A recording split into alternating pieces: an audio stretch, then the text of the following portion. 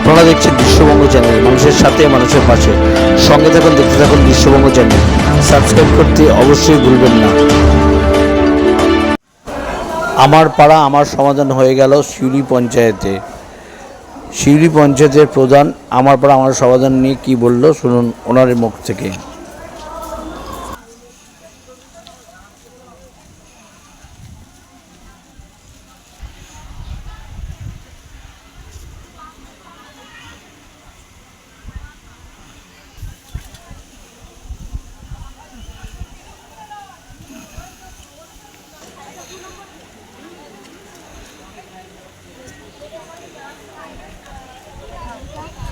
চলে এসছে চলে এসছে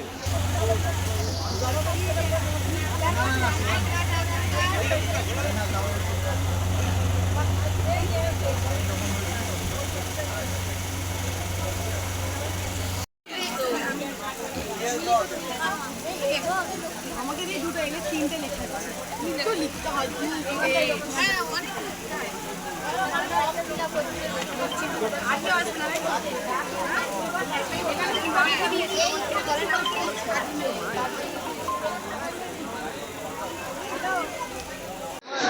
আমার পড়া আমার সমাধান কেমন হচ্ছে আপনার? আমাদের শিউরি পঞ্চায়েতে এটা মানে আগে দুটো চারটে বুথ হয়েছে, আর এখানে দুটো বুথ রয়েছে, 6টা। এতে গ্রামের মানুষ মাননীয় মুখ্যমন্ত্রী চাইছে একদম পাড়ার মধ্যে চলে যাক। তাদের মানুষের যে আকাঙ্ক্ষা, যাদের যে মানে মনের ব্যথা যেগুলো আছে, রাস্তাঘাট বলুন, বৃদ্ধ ভাতা বলুন, স্বাস্থ্যসাথী বলুন, স্বাস্থ্যশ্রী বলুন, সমস্ত প্রকল্পে মানুষ তারা এখানে উজাড় করে দিতে পারবে।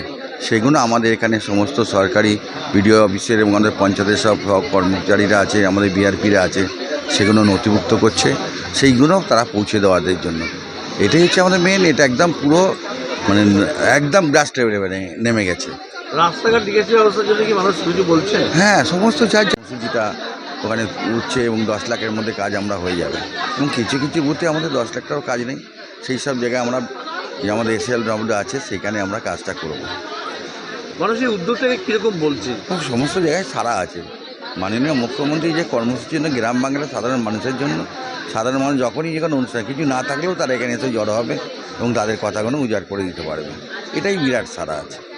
মানুষ কিছু চাহিদা, মানুষের চাহিদা যে কিছু কিছু জায়গায় রাস্তা বাকি আছে, সেগুলো যারা বৃদ্ধ ভাতা পায়নি তাদের, এবং যারা লক্ষ্মী ভাণ্ডার যাদের বয়স হয়েছে তারা এসে করছে, এবং যাদের সাথে কিছু ডিসপিউট আছে, বৃদ্ধ ভাতার ডিসপিউট, তারা এখানে সব কাজগুলো করছে।